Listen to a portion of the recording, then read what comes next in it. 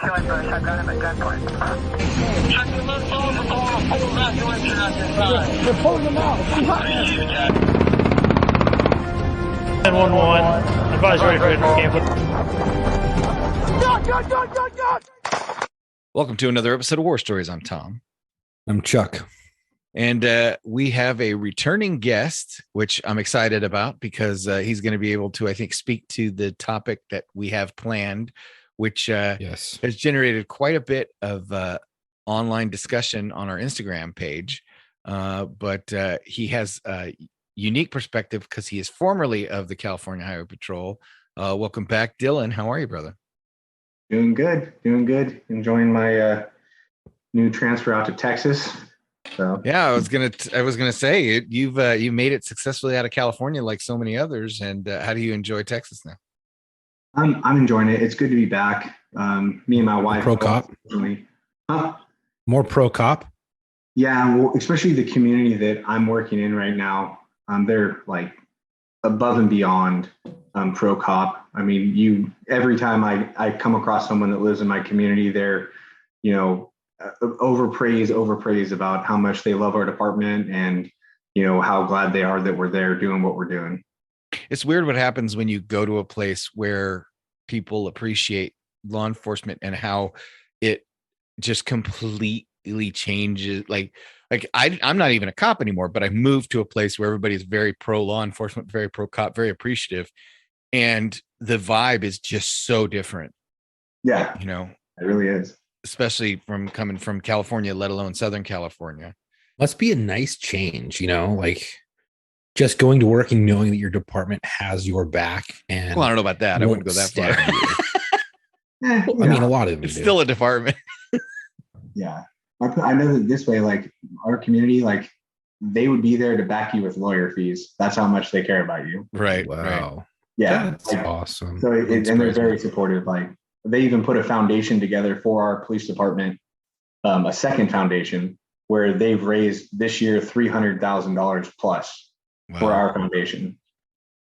Just on there. That's cool. Locally here, the local police department had an officer killed in the line of duty. I think it's the only one in their history. And you just can't swing a dead cat without finding a car with his call sign, the sticker for his call sign in the back window. Not like there's no way that all of these people are law enforcement related, right? That there's so many cars, and you see, you'll see like what you think is like a beater, warrant wagon or something, and they'll have this sticker on, and you're like, oh, okay. Right. I mean, they may have a warrant, but at least they're supportive of a fallen officer. Right. They might go to jail, willingly. Yeah. They'd be like, yeah, I have a warrant. It's fine. They won't fight the warrant. Yeah, exactly. Well, welcome back, man. So are you tell us as much as you can, or you're comfortable with, about your new agency? Is it state? Is it county? Is it city? So it's a local city. Okay. The way that it's designed, it's not one city. There's 3 cities that came together and basically created like one a joint department. police force. Yeah. So it's like they originally were split between like one police, like having individual police forces. And then they're like, you know what, let's put our money together. We'll create one police department. And initially the police department did cover 2 other cities, but there was some politics crap that happened where the mayors wanted to have, a big swinging dick and, thought they were important. Yeah. So we split off and we cover 3 cities is in our jurisdiction. And it's a smaller department. It's a very like niche area. Like, I mean, dude, like the average house is probably $5 million. Really? Yeah. And that's in Texas. So that's like the Beverly Hills of Texas. Like, dude, they make Beverly Hills look poor, bro. Like, I see why you went there. Yeah, totally. That totally. Was a these are all like ranchers and oil barons and shit. Yeah, exactly. Do we have like Houston has the largest amount of Fortune 500 companies than any other city in the United States. And every CEO of those Fortune 500 companies lives in my jurisdiction. Oh, wow. Yeah. Well, I mean, at least you just have to worry about pissing one of them off. That's really the biggest. Luckily, I work at night right now, so you don't see I them. don't run into them as much. Very cool. Very cool. Welcome back. We wanted to have you on because the picture that we posted that kind of started this whole conversation was of a highway patrolman, a California highway patrolman, and it was sent to me. Chuck found it through various ways. Have you seen the picture we're referring to? No, which one was it again? Sorry. So it's a highway patrolman standing there. It looks like with another highway patrolman on the side of the road, and he's either, taking notes or writing out a scratching at a sight or something like that.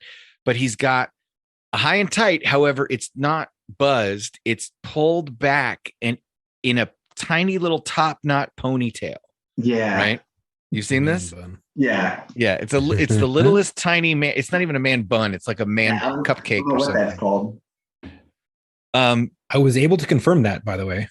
Yes, we were able to confirm it's a real picture.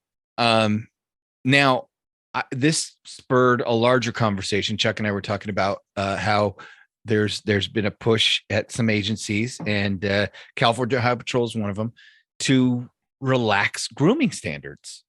And we thought we would talk about it. So let's start with how you are intimately familiar with the California Highway Patrol. With my previous experience of being one. Yeah. When I started, it was my first experience with the Highway Patrol obviously dates back to when I was born. My dad was a Highway Patrol officer for 30 years. So I kind of got to watch on the sideline the progression of how Highway Patrol actually kind of was, starting from like the 80s all the way up Ponch and John 2000. to modern day. Yeah, exactly. And what we came to now.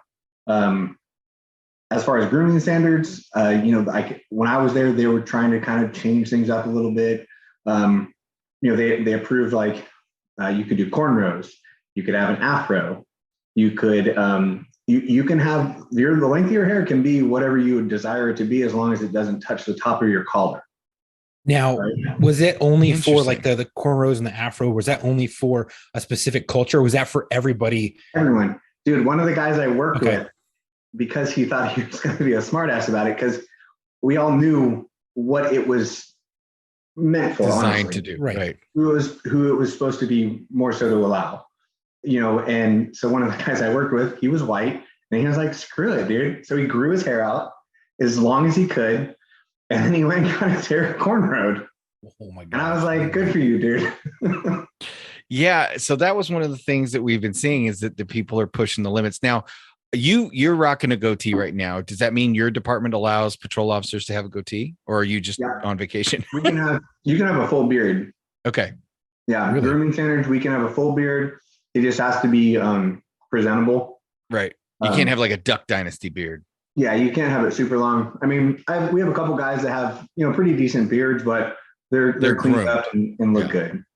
They're not necessarily anti tattoo, but the chief that we have right now, he was a former chief for Albuquerque PD, and he had been through some situations where there was lawsuits brought up for some officers that had visible tattoos that were law enforcement related, especially like the Punisher tattoo, right? Things like that. That kind of came to bring some issues for him. So he kind of was suggestive of, hey, if you do have a tattoo similar to that, I'm not saying you can't show it, but maybe don't show it. Right. Now, there's a policy against it. On the CHP, while you were there before you left, they had started relaxing the grooming standards, and people were doing silly things to just be a smart ass. But did it change anything regarding tattoos, or were you still supposed to keep them covered? How was that? Yeah, tattoos were still covered. It used to be where you couldn't have a tattoo. They wouldn't even hire you if you had, tattoos in certain places. But now you could have, full sleeves, everything. But if you're working, you have to have a full length, sleeve uniform. They have to be covered up wearing your uniform. Yeah, it has to be uniform. It can't just be like, a skin colored sleeve. You can't do that. You actually have to wear long sleeve uniform the whole time. What about beards and like facial hair? No beards unless you're in like a special investigations unit. That's it. Okay. So my policy was old school, right? It was, my policy at our department was old school. It was short, conservative men's haircut for men. And then women had to have their hair pulled back into a French braid or bun, and short nails, conservative makeup, and men could not have facial hair. They did not have a tattoo policy when I got there. And of course, I've had visible tattoos for years, and I was prepared to wear a long sleeve shirt. I had to wear a long sleeve t-shirt in the academy. However, my department didn't have a policy about visible tattoos. So, me being me, I wore long sleeves every day throughout FTO.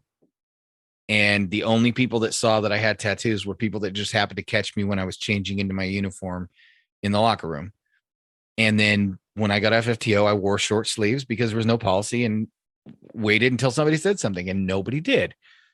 Yeah. Then an officer who was senior to me, but also he was like what we called a 20-year rookie. It doesn't matter how many years on the job he's had. He's going to make rookie mistakes. He went out and got a tattoo on his forearm that was visible in his class Bs. And they realized that not having a policy was opening them up to anybody being able to do anything they wanted. So they wrote a policy that grandfathered those of us who had been hired before the policy in, and made everybody else cover them up. And it also covered no new tattoos. If you had the tattoo before you got hired, it was fine, but you couldn't get any new tattoos after you got hired that were visible. Otherwise, then you had to cover them all up. So it's kind of this weird conservative old school policy. And yet what's funny is the girls violated it all the time by wearing sunglasses that were out of policy. Or one girl would wear braided pigtails, and it was handlebars for a fight, she wore those stupid Jersey Shore white sunglasses. And, in California, there is a weird law that says that the sunglasses can't be wider than a certain distance or a certain measurement at the temple because it blocks your peripheral vision. She was wearing sunglasses that were illegal for, regular motorists, and she was wearing them on patrol, Yeah. But nobody would say anything about that. However, they would say stuff about, people with tattoos. So I could totally understand where people who have come from agencies where they develop policies, sometimes those policies are not necessarily enforced equally, and they're designed to just target certain people, similar to what you're saying, where this policy was designed to help certain people, and your buddy was like, screw it, I'm just going to exploit the hell out of it. Yeah. Yeah. And the agency I was working at, they started to change probably around the same time that CHP was changing theirs. They started to change, but they said only certain people could have the certain haircuts. And then the females, if they were aligning with more of a male side, they could shave the side of their heads. They could have spiky hair and stuff like that. But no, but you couldn't, a male couldn't do that. A male couldn't, have really long hair, this crazy big pompadour stuff, even though some would kind of ride that line. And we're like, what the heck? And they had this other policy for sunglasses, things like that. If they were eccentric, you couldn't wear them. And I'm like, but you can have eccentric hair, which I thought was crazy if you were a female. And I'm like, but the males can't. And and a lot of coppers started bucking against that. And we're like, no, well, if they're going to say something to me, they're going to have to say something to her, because that hair is way too long. It's like really long and super spiked up, and just got like a mohawk type of thing. And it was getting ridiculous. And then their facial hair standards were, you have to have, you can't, the mustache can't go, below the lip line and stuff like that. Yet sideburns can't go below the lobe of your ear. Right. But you saw people all the time with these big chops, and you saw motors with these big gnarly mustaches, and no one would say anything to them. It was like the motor mustache. So I had this really gnarly mustache, and, I tried to keep it well groomed, and, it looked nice and presentable. I could still don and clear my gas mask if I needed to. And it was presentable in a way, but it was still kind of big. And I remember there was a few guys at my station, they had big mustaches. No one ever said anything to them, and they would single me out because one of the higher ups didn't really like me. I don't know why. I guess it was from a previous higher up. I can't give away ranks and stuff, but and I was like, well, this is kind of bullshit. I'm getting singled out. And the moment I started like, hey, that's kind of messed up. You're coming after me, but you're not going after all those guys. And I was naming them off. And I'm like, that's kind of that's kind of discriminatory in a hostile work environment. The moment I uttered those words, boom, they stopped and left me alone. And I was like, dude, I even had a supervisor come up to me so hard and was like, you need to shave that, and was like giving me shit until I finally like shaved it off. And I was like, dude, this is ridiculous. I had to switch areas just to get away from this guy. Mhm. It was getting so bad. And the guy was a total dickhead. But I was able to confirm the CHP stuff. I called a buddy of mine who was top tier, higher up in CHP for many years. And he was able to confirm everything. He said, no, this is legit. Those are real haircuts. Everything that you're seeing on the internet with these snapshots of like people shaving the sides of their heads, doing these crazy like Viking braids down the back of their head, those are all legit haircuts, and they are allowed to, because Newsom has passed this bill. And he got really angry. He's like, this is bullshit. There needs to be exemptions for law enforcement. This is crazy. Like, this is just totally out of control. And then he went in to talk about Newsom and how horrible that guy is, and how the officers assigned to his detail are having forced overtime to work these details to protect him because of all the death threats that he's getting. And Newsom then said, when we come home, if you see us and my family, we do not want to see you. You have to disappear. We don't want to see police, but you have to protect us. Like, how? We used to work overtime at his house. We couldn't even use the restroom inside the residence. It's wild, man. So what am I supposed? So, you pee on the governor's tree. I guess that's what you do. He's a jagoff. Somebody told me that Gavin Newsom, and I've said this before, but Gavin Newsom looks like a 90s action movie villain. Yeah, that's true. It does. So I wanted to get into so here's what I really wanted to get into, because that picture, it got a lot of comments. And the funny ones like, I don't think it looks too bad on her, hashtag no man buns, hashtag she looks nice. This guy's name is Chip or Lance, the West Hollywood unit. But there are some interesting ones that I thought we would talk about, which is, for example, one of our listeners, BC White Official, said, this is a ploy to weaken law enforcement, when in reality, the feds need to be defunded and the street cops need to be more aggressive with training and standards. I want wood batons clean shaven and wool long sleeves back. So I understand that's a very old school take on it. But then you've got another listener who said, I don't see it getting in the way of tactical performance. And if a female can have long hair and keep it back above the nape of her neck, then why not? If a dude with a man bun is reliable and covers my six like he's supposed to, I don't care how it looks. And then this guy says, Mr. Tree says, the haircut in and of itself does not make someone a better or worse cop, just like tattoos. The mere presence of this haircut or tattoos doesn't affect how good or bad of a cop someone is. That being said, I don't think this haircut looks good and comes off as unprofessional. And my agency, this wouldn't violate the policy because it's basically a high and tight, just long on the top. So then it's negative on the top knot. It looks dumb, but I don't see a problem if it doesn't affect their job. So it's, everything ranging from WTF to I totally support this. And I thought we would get into a little bit of, because I've been at the forefront of the tattoo policy debate.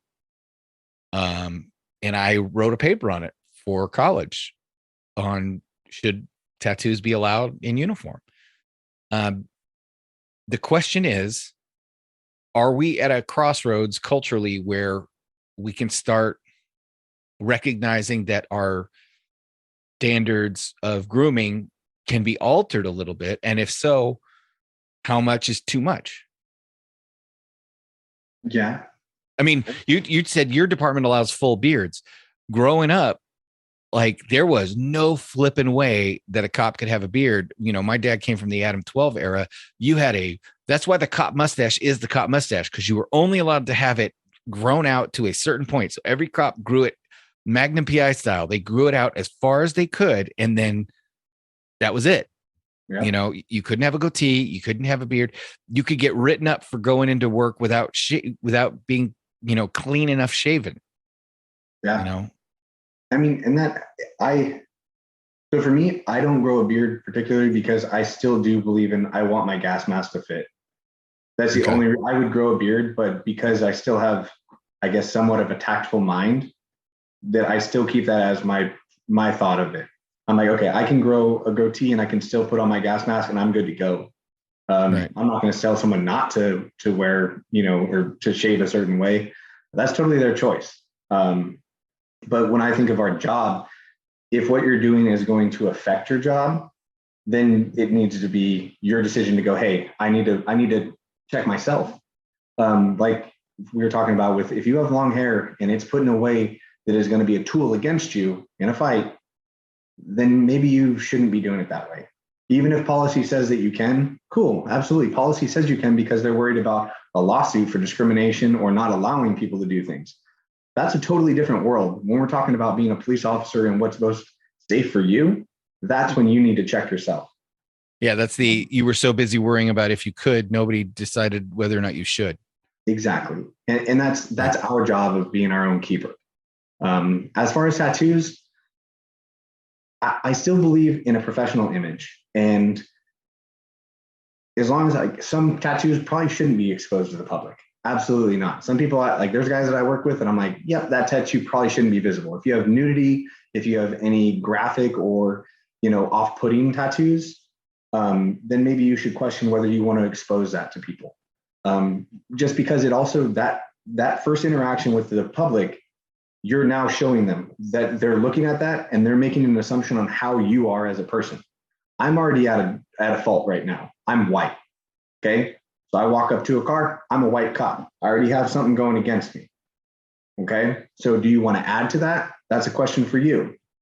But I don't have a problem with you showing tattoos, considering the public right now, everybody has tattoos. Right. It's become a part of our culture, which is totally accepted. But what you're talking about is professionalism, right? A professional appearance, right? Exactly. I think that's the point you're getting at. And, I agree with you. You're going to have a cop show up with a swastika tattooed on his forearm, or, you're going to have a cop show up with a naked woman, shoving a snake up her crotch, or, now this is the messed up part. This shouldn't be a hard issue, right? It should be pretty easy. If you have a bulldog that says USMC, if you have an American flag, if you have, hell, if you have Felix the cat, these are tattoos that should be no brainer. Okay, it's fine. And I think to a certain extent, this should be the same way with like hair and with facial hair and head hair.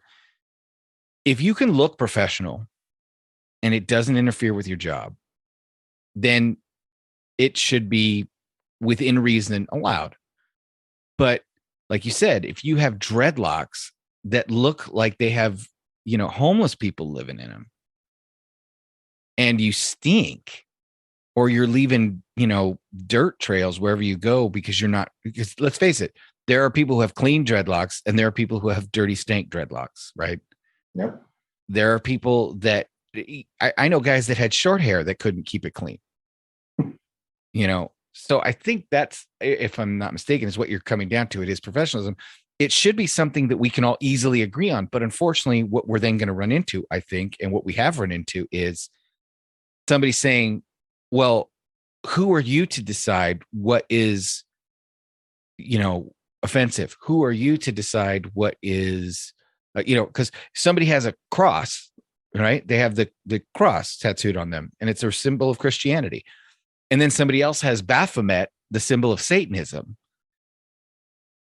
Yeah. The guy who has the Satanist tattoo could argue reasonably, hey, it's a religious tattoo, just like the cross. And you can't declare one religious symbol offensive and the other not offensive. But that should be a no-brainer. That's where we're going to get into this messed up quagmire of people trying to argue opinion and say, well, who gets to decide what's offensive and what's professional? Yeah. I think that the person that actually decides it is yourself. And you darn well know what is technically professional, because professionalism is based on the majority of what is considered normal, right? But I don't think we have that anymore. You still have it. So the one thing that I did appreciate about like CHP, they liked to pull from tradition. Tradition can hold people and hold you back. but also tradition can ground you and give you roots. True. And sticking with the roots of tradition, especially in a professional atmosphere, and what we do in law enforcement, we are the professionals. This is our profession, and you should respect it as a profession. You don't see a CEO walk into a Fortune 500 company wearing board shorts and flip-flops. Okay, well, maybe sometimes. Facebook. But majority of the time, they go into a board meeting, you're in a 3-piece suit, brand new freaking shoes, looking sharp with a tie on, because you respect yourself and you respect the company that you're walking out there for. And that's what it's based off of. And if you don't have the respect for your department, then maybe that's why you're doing what you're doing and not holding yourself accountable, even though the policy technically allows you to. Here's my whole take on this. I'm a bit of old school and a new school mentality. My new school mentality is, I think tattoos, tasteful tattoos, there should be a policy if you're going to allow tattoos. And I think you should be able to allow sleeves in uniform, because it only humanizes the police officer, because everyone has them nowadays. It's not as taboo as it was, 20, 30 years ago. I think you should be able to show them 100% and not have to wear long sleeves to cover them up. But I think that there should be a policy drafted regarding tasteful tattoos, what you can show, what you can't show as a tattoo, because it could be offensive. So any type of offensive, just like offensive language and things like that, you draft a policy against that. But I think tattoos should be shown. The other old school mentality is, I think male officers should have certain grooming standards that they should keep by. I don't think it's professional to see a cop with long hair show up, definitely not a man bun. Also, if I'm a criminal or just a straight asshole and I'm looking to fight a cop, I'm going to go for the one that looks as soft as possible. And I'm not going to go to the one who's looking sharp, got muscles, got tattoos, squared away in his uniform. I'm not going to go mess with that guy. I'm going to go for the one that looks sloppy, who has long hair, definitely a man bun. And that's who I'm going to go after, because they look soft. They don't look like they have their shit squared away. And to me, I don't think men should have that type of haircut. That's my old school thought on it. This whole drafting a policy for me of, certain people have to, we're going to allow afros and things like that. Okay. I don't care about the afros. I think that's kind of cool. Because back in the 70s, when my dad was a police officer, when he worked for state police before he went to the CHP, he had an afro. I think that's cool. I thought it was really awesome. So I don't care about Bob Ross afro. Yeah. We have really curly hair on our side of the family. It's ridiculous, but I don't think that's an issue. I do think when you start allowing long hair, like with females with really long hair, and it's not kept up, that's a weapon that can be used against you. And I have a tactful mindset, just like you were saying, where if it's a tool that can be used against you, it shouldn't be allowed in uniform, because it's just a tool against you. It's the argument where keeping your mic up here on a cord can be used to strangle you. I never wanted to rock one because I never wanted to have that used against me. I would have a lapel mic and an earpiece that was under my uniform that you could not use against me. And even if you tried, it would snap. So that's my kind of take on it. Like I have the old school mentality as well as some new school mentality. I also think, get a little bit laxer on like mustache and things like that, because I've been a victim of that and it's ridiculous. You should be able to have a mustache, because it doesn't matter how big it is. I think it looks awesome, and it only makes you look more intimidating. And as a police officer, you don't want to look like a soup sandwich. You want to be a target. I also think that minimal beards or goatees, as long as it doesn't interfere with gas mask operations, you should be able to rock it, because it only humanizes you as an officer and as a human being when you're dealing with the public. I think that is completely presentable and appropriate, because it just makes you more approachable. And that's what you need nowadays as an officer, is approachability. And I think that's really important. I do not think all these photos that I've seen, most of them, I think are ridiculous and are eccentric. And if you're going to draft a policy regarding certain things, I don't think it needs to go full bore. I think reel it back a little bit and still take a professional approach to it. And I think right now there isn't really a professional approach to it, and it's kind of all over the place. And to me, it looks sloppy, and it's an officer safety issue. And that's my tactical mindset coming out. And I think it can be used against the officer. So I am of many minds on this. I like you, Chuck. I have my old school, like the way I grew up, the way I envision cops: shiny shoes, leather belts, polished badge, Adam 12 era. But It I looks also sharp. recognize, yeah, it does look sharp. But I also However. recognize that, like you look at the 300, you had guys with long hair, guys with beards, in that movie, and none of them presented an image that was weak or now granted that's a movie, but my point is that there are ways that you can portray beards, long hair, things like that, and still come across as professional or tough. And I'll give you my for instance, because I can honestly say that I know from firsthand experience this is a thing, right? So would you rather have and the hair hat, right? Guys that shave their head all the way up to a hard line and then they grow like an eighth of an inch of hair in this perfect little yarmulke that sits on top of their head. Like, a lot of guys in the military, a lot of SWAT guys, it's this little hat of hair. There's no fade. There's no it's just this step from completely shaved to hair. I think it looks ridiculous. I've always thought it looks ridiculous. I think it looks silly, but it's allowed. It's in policy. It's still technically a legitimate haircut. Now, let's say you take a guy who is some white dude, has the traditional high and tight hair hat. He's a little overweight. His uniform's a little wrinkly. He's got some like dandruff and some food stains and kind of looks a little bit sweaty. And maybe his white t-shirt is a little too, big. So it's, how I'm talking about the guys that their white t-shirt hangs down and yeah. You take that guy, right? Everything he's wearing is technically in policy, but he looks like a soup sandwich. Then let's say, and I'll add a cultural angle to this because I think in some instances it does make a difference. Let's say a Asian guy shows up and he's yoked and his uniform's completely clean and pressed. And he's got a top knot similar to a samurai, right? But everything else, there isn't a hair out of place. His uniform, you could freaking slice paper on the creases on his uniform. Honestly, if I looked at those two cops showing up together, I would gravitate towards and think that the guy with the top knot is the more professional and more squared away of the two, even though technically he's violating my I hate the top knot policy, because overall he presents a more professional, more groomed, more squared away image than the guy who maybe has the right haircut, but everything else looks like a soup sandwich. So I tend to lean towards like what you're saying, Dylan, which is, there's that internal voice. There is that like we've all seen people that have tattoos and look completely squared away. We've all seen people that have piercings and look completely squared away. We've all seen people that have, blue hair and look completely square.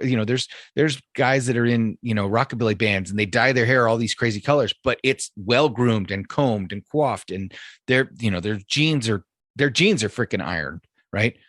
And then you see a guy that is in like a metal band and he's got long scraggly ass hair and flip flops with sandals and basketball shorts, So I feel like if you're portraying an image that is squared away and clean and professional, that's more important to me than anything else. But there is a line of extreme that, like I said, I wouldn't want to see a cop. And I when I was in a punk band in my teenage years, I had blue hair, right? But I would never wear blue hair as a cop because I would want people to take me seriously right out the gate. And I know that would be, like you said, a hindrance. It would be one more hurdle that I'm putting in my own way to have to overcome when I show up on a call. It would give them something to talk about other than, hey, sit down and shut the fuck up. My tattoos did that for me. There were guys be like, oh my God, hey, that's a cool tattoo. And I would usually say, hey, are we in my backyard drinking beers and having barbecue? No. Okay, well, when we are, we can discuss my tattoos. For right now, it's Officer Gandy. Sit down and shut up.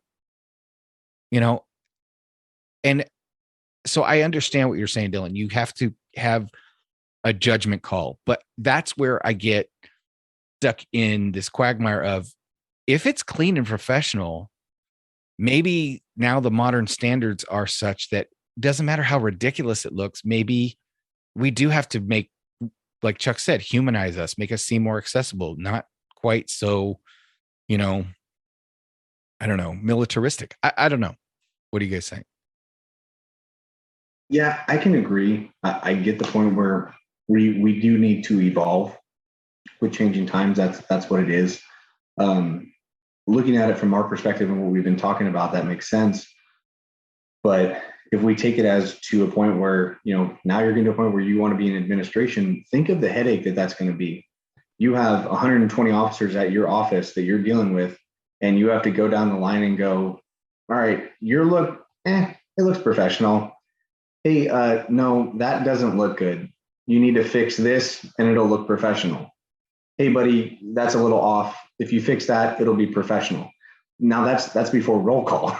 Right. And how do you make those calls when you don't look that way, or you have a look that's arguably not perfect example? If you had a gold tooth because you got dental work done and you had a tooth replaced with a gold tooth because that's what the dentist did or whatever, is that unprofessional? Not necessarily. No. But if you had a gold grill, is that I mean, that's probably, you know, but so it's this weird, like, it's almost like that idea of art. I don't know what it is, but I know it when I see it. Yeah. There's an element of that to it, I think. Yeah, definitely. I can agree with that. It's a hard one to allow. There's so many different variables of what people are trying to test the waters of, that it opens up almost, you know, too many possibilities of what's unprofessional and what is professional. Right. But emotionally, I'm still connected to that Adam 12. Like emotionally, I still want cops that are 5'10" and above, high and tight, squared away uniforms, leather gear that's polished, no nylon. Like I never wore nylon. Yeah. And it used to irritate me. Like I was like, no, dude, I want people to hear that leather and hear the creak and it looked the professionalism of a shiny leather belt and stuff. But if guys wanted to wear nylon, it was not a big deal. What I actually got more pissed off about was when guys would have like 2 pieces of leather gear on a belt that was all, the rest of it was all nylon, and it wasn't like uniform. That was more frustrating to me than, say, you know, some guy has a bunch of nylon gear and then he's got a taser holster and a firearms holster that are basket weave. And it's like, dude, like, wear your shit away. Yeah. But what do you say to that guy when he's the best fucking operator on your team? Well, and that he's the smoothest fucking dude. He knows exactly what the fuck he's doing. And what do you say then? But see, that's the thing is I'll go, dude, it's too bad your freaking belt isn't as squared away as your freaking shooting. Yeah. You know, but how much of that is us being fuds? I'm older than either one of you guys, and I'm prone to be more old school, but you guys still, because you came up through the same system I did, I can hear it. You guys are also just as old school at your hearts as I am. So I would adopt a more military style to it, because Marine Corps and stuff like that. Now, Marine Corps, when I came in, you could have tattoos, and then I became victim of the tattoo policy where you can't get any more. You can't show them in your Charlies. They have to be, you know, they have to hide by your short sleeves. And we all had like sleeves and stuff like that, or tattoos showing, but we were kind of grandfathered in. And I do think, and here's the military side of me, looking sharp in your leather gear, polished boots, pressed uniform, wool uniform, you know, either short sleeves, long sleeves with tie or whatever, looks really solid. You look really great. Yes. You put your medals on, or your ribbons, or your ribbons on. I'm sorry, not medals, but your ribbons on. Looks fucking sharp. However, to tactically operate in that is very difficult. You rip shit all the time. Your pants blow out in the crotch, especially if you work out. Yeah, you don't wear your dress blues into an amphibious landing. Right. So in the military, you wear these badass uniforms for balls, for things that you need to look professional. When you're operating, right. You're wearing your camis, you're wearing a type of work gear, utilities, over a vest, you know, over the body vest that you're wearing with sappy plates and shit like that. Well, I think in an agency, a police agency, having either leather gear, nylon gear, or vinyl gear is completely okay. If you're in one of those, if you're wearing a BDU and out of the over the vest carrier with your bulletproof vest in there, so that takes a lot of the weight off of your hips and your back Right in the field. and it front floats it. I think that looks fucking sharp. I don't think it looks sloppy, and I would prefer that over dress uniforms to patrol in, because I think it's more functional, it's more tactical, and it's just functionally better. And you're gonna not hurt yourself as much. Your back's going to get saved a lot more. Your hips are going to But you get don't saved. wear it Your to an knees are gonna get award saved. ceremony or to a funeral or to a No, memorial. you would right. wear your dress uniforms. Right. I agree with that. And here's another one, like with tattoos, where you got to use your best judgment. I have a thing about face, neck, and hand tattoos. Right. I also have a thing. Right. But Chuck's got a tattoo that's like a ring, and it covers, the knuckle on his finger where a ring would be. Versus like, Matt has tattoos literally on his knuckle, on all, of his knuckles and on the backs of his hands. It's the same thing here. You're kind of running into that territory of, if it's reminiscent of the other side of the equation, if they're gang tattoos, if they're prison tattoos, if they're things that are traditionally associated with those kinds of people, bikers, felons, okay, now again, we're into that. You got to use judgment, and maybe it doesn't matter. I know LAPD had a thing where guys were going into narco, and then while they were in narco, they would get a bunch of like gang style tattoos so they could blend in really easily. And then they'd get out of narco and go back to patrol and have all these gang tattoos in uniform. And that was, that was Not part gang of the tattoos, reason. gang style, like there's a style behind it, like the old they're not actually in gangs. They're not gang tattoos. No, but you see what I'm saying? Like when you have those spider webs on your elbows, that has a very specific connotation. Right. When you have a teardrop next to your eye, that's a very specific connotation, so I feel like there's that element of, it's funny, we can all agree on what's the standard of reasonableness, right? Reasonable suspicion versus probable cause. What's amazing to me is why we can't then all agree that maybe the tattoo and hair standard should be one of reasonableness, right? Why can't we get to a place where we say, okay, any reasonable person would look at that and say that that looks professional and is not controversial and is not offensive. If a reasonable person would not be offended or be distracted or think that that's a safety issue, then it's allowed. But if there's a standard of reasonableness, and who knows, maybe you come up with a panel at each department that's made up of like an administrator, a street cop, and two civilians, and they make the decisions. If there's a, hey, this guy wants to appeal the decision to make him hide this tattoo. And if the panel says, no, that tattoo is fine, then it's fine. And if the panel says it's not fine, then it's not fine. I don't know. I don't know what the answer is, but there has to be some sort of standard of reasonableness that we can employ that prevents us from having like a girl with giant white dreadlocks halfway down her back that somebody could swing her around on a call. And now I've got to save her life because she's getting her ass kicked by her own hair. Which was a real photo. Yeah, I was referencing that photo. Shaved and braided all the way down, but their braids were like dread braids and going down the middle of her back towards her ass cheeks.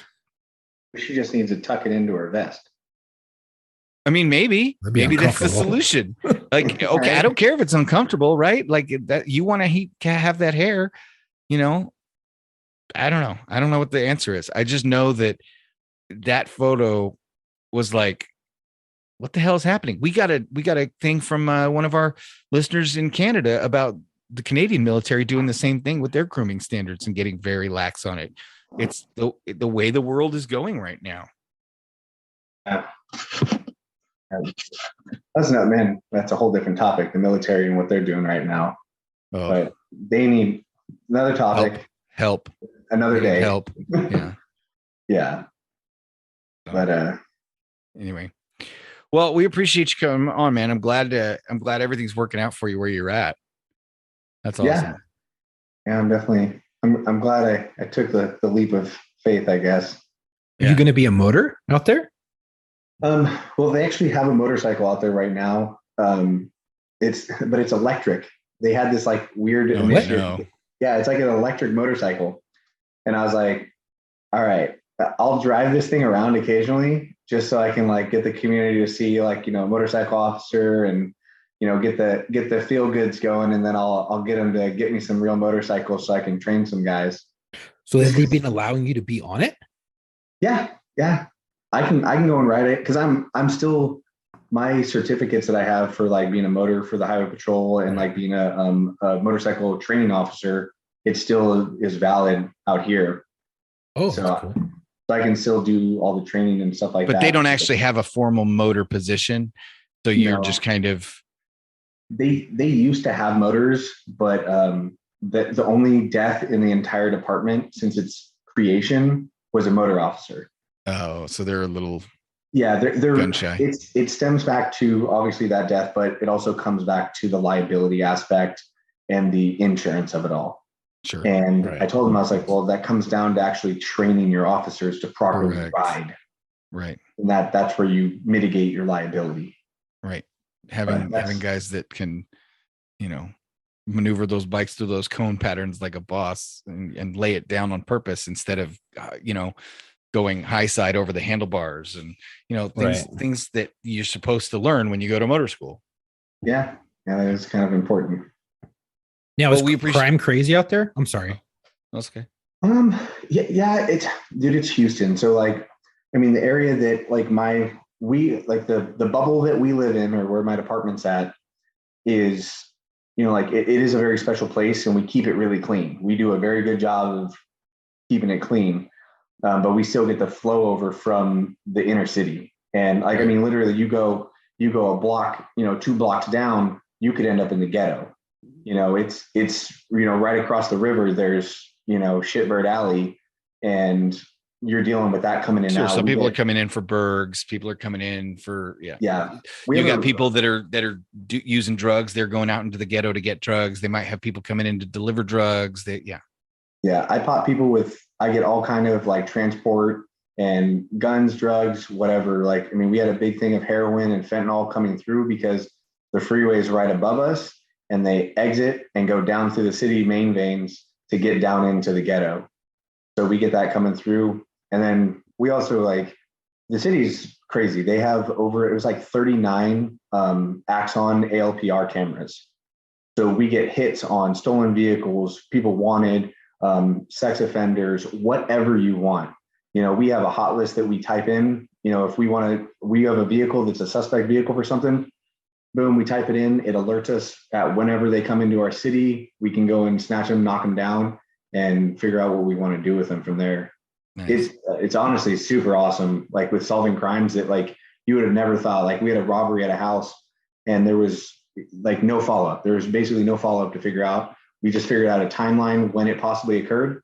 We checked the cameras during that timeline, ran basically every single vehicle that went through a certain cameras, and we were able to locate the vehicle that we wanted.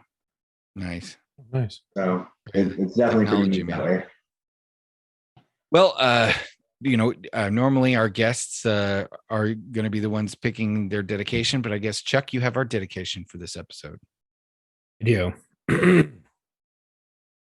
Police officer Cesar Echavarri succumbed to his gunshot wound sustained 2 nights earlier near the intersection of Northwest 62nd Street and Northwest 7th Avenue while chasing a robbery suspect at 8:50 p.m. A vehicle that had been involved in an armed robbery in Danny Beach earlier the evening was observed driving in Miami-Dade and fled when officers attempted to stop it. Officers pursued the vehicle until it crashed into a light pole. The driver exited the vehicle and fled on foot. As Officer Echavarri and other officers pursued him on foot, the man opened fire, striking Officer Echavarri before he was killed by return fire. Officer Echavarri was transported to Jackson Memorial Hospital, where he succumbed to his wounds the following evening. A second suspect in the initial robbery was shot and killed the following day as a SWAT team attempted to take him into custody at a local hotel. Officer Echavarri had served with the Miami-Dade Police Department for 5 years and was assigned to the Robbery Intervention Detail. He was 29 years old, 5 years tour, and his badge number is 6779. Oh, rest easy, brother. We got it from here. And like I said, we'll keep doing those as long as we have to, but let's hope there's one day where we don't have to do those anymore. Oh, well, Chuck, why don't you take us out and tell everybody what's up? Real quick, Dylan, we'll have to have you back on for some of those crazy stories that are happening out in there in the Houston Texas. area. Yeah. Yeah, that'd be great. And stay above water right now. Yeah. We're doing good right now. We'll see if there's a hurricane coming anytime soon. Right. Exactly. Well, thank you all for listening today. If you like today's podcast, please go follow us on our Instagram at war_stories_official and our Facebook at War Stories Podcast. If you already follow us and share our posts and our info, you can also go to the link in our bio on Instagram and Facebook to reach all of our socials, our media, and our website. Our podcast is on all major podcast streaming platforms as well as on YouTube. If you want to support us, please go to our website at www.warstoriesofficial.com and grab some gear. We still have some Whoopie hoodies, shirts, patches, and stickers left. We're going to have those tank tops coming soon and the hats.